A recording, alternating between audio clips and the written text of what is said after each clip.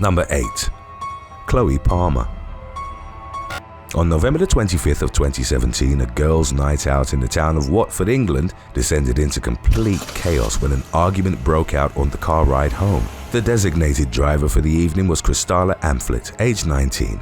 While traveling down the M1 motorway that connects London and Leeds, Amphlett got into a passionate exchange with one of her backseat passengers, a young woman named Maisie O'Flynn. Their dispute was about Amphlett asking for petrol money from the 3 girls she was driving home. At one point in the argument, Amphlett pulled the car over to the shoulder and switched off the ignition in order to focus her full attention on O'Flynn. According to the vehicle's GPS, the car was stationary for a total of 17 minutes as the discussion continued. Amphlett had the headlights turned off and neglected to activate the car's hazard signal while it sat motionless on the side of the road. Nearby roadway lights were not illuminated either, so the vehicle was nearly invisible to oncoming traffic. Others had to swerve out of the way of the parked vehicle due to the fact that Amphlett had the driver's door open and her legs sticking out towards the road as she addressed O'Flynn in the seat behind her. Suddenly, another vehicle crashed into the back of Amphlett's Renault Twingo. The brutal collision caused multiple severe injuries not only to Amphlett and O'Flynn, but also to Chloe Palmer,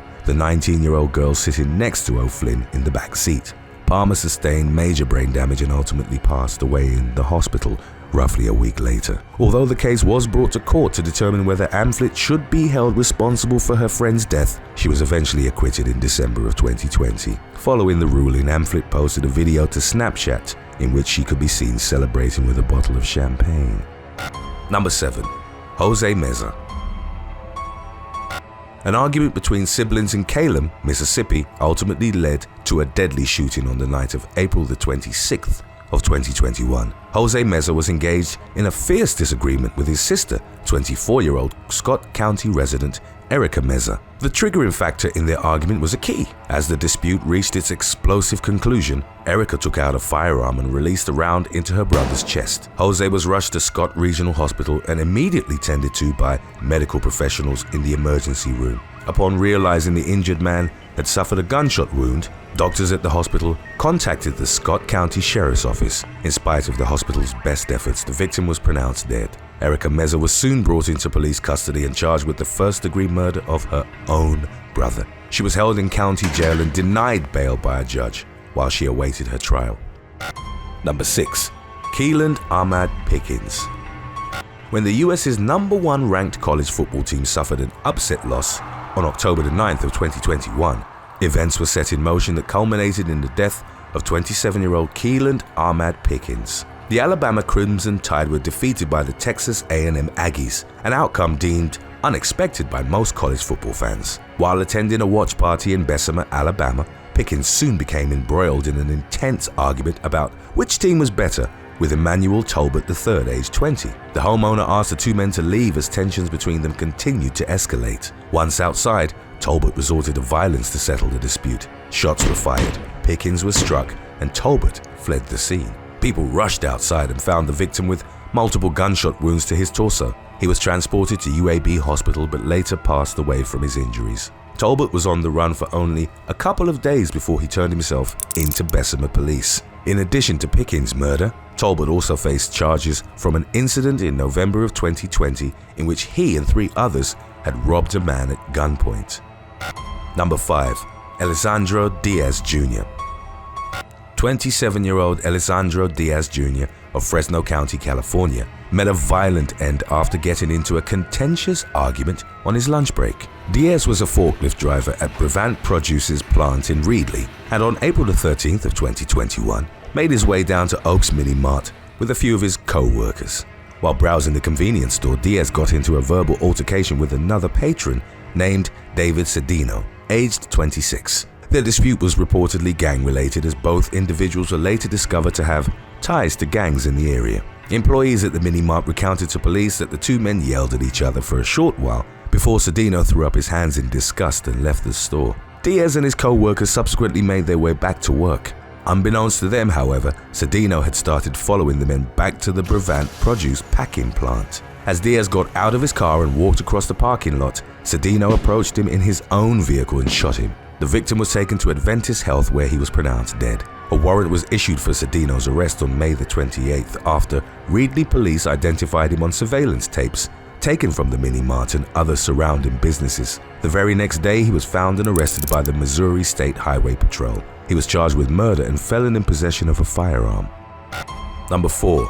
Calvin Durham II.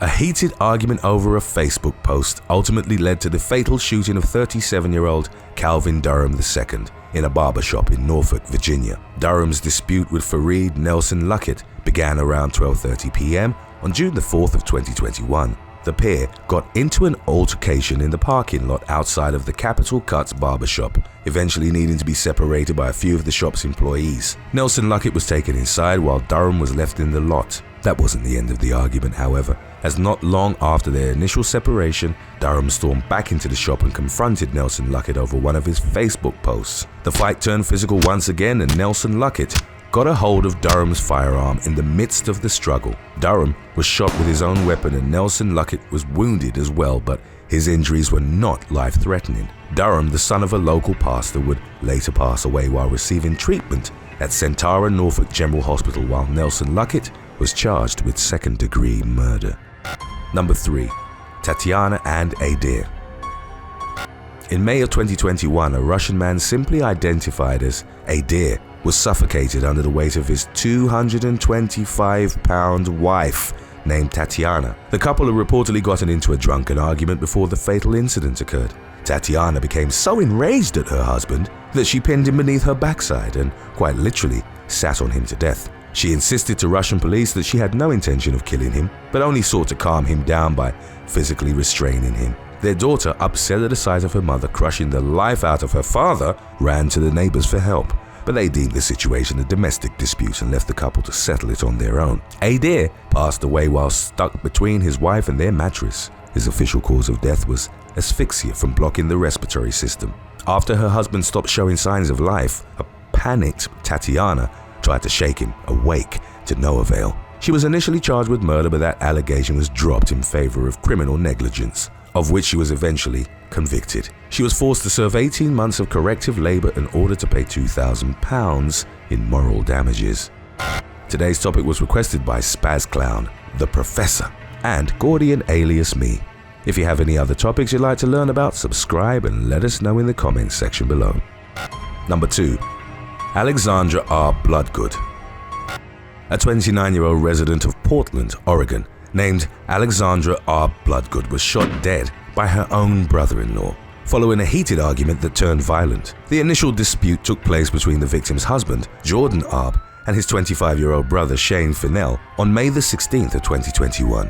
Though the specifics of their disagreement were not revealed in the immediate aftermath, the brothers' fight was reportedly centered on the seemingly trivial subject of laundry. As the argument escalated, Arb threw a potted plant at his brother. Finnell then approached a seated Arb Bloodgood, who was facing away from the two men. He pulled out a chrome-plated revolver and shot his sister-in-law in the back of the head, execution style. After hearing the gunshot go off, a next-door neighbor went downstairs to determine the source of the commotion and noticed Finnell on the porch across the street. He was flailing his arms and looked extremely distraught. The neighbor walked over to check on him, at which point Finnell confessed to the killing and asked the man to call the police. When the authorities arrived, Finnell repeated his chilling admission, saying, "I did a horrible thing," as Portland officers took him into custody. He was charged with second-degree murder and unlawful use of a weapon. Number 1. James and Lisa Goy. Tensions between neighboring residents of Plains Township, Pennsylvania reached a boiling point on the morning of February the 1st of 2021. According to others in the neighborhood, 47-year-old Jeffrey Spade had a long-standing feud with a couple that lived across the street from him. James and Lisa Goy, aged 50 and 48 respectively, reportedly had a habit of shoveling snow from their driveway and dumping it on Spade's property. Spade had requested they refrain from putting snow in his yard on multiple occasions before the situation ultimately turned fatal. Plains Township had just been blanketed with 2 feet of snow, and the Goys moved the powder from their own parking spots over to Spade's yard across the street. The couple soon got into a shouting match with Spade as both parties hurled various expletive-laden insults at one another. The altercation became physical when James Goy threw a snow shoveling tool at his neighbor and charged towards him with a raised fist. Spade retreated to his house before emerging with a firearm in hand. Rather than flee, the Goys simply continued their verbal tirade from the middle of the street, reportedly daring their neighbor to shoot them. At that point, Spade opened fire on the couple, striking them both multiple times and inflicting deadly injuries. Police were called to the scene after reports of shots fired, but when they entered Spade's home, they found him dead from an apparent self-inflicted gunshot wound. Thanks for watching. Would you rather be right but lose every argument, or have to go to bed with a blanket slightly too short that it never covers your feet? Let us know in the comments section below.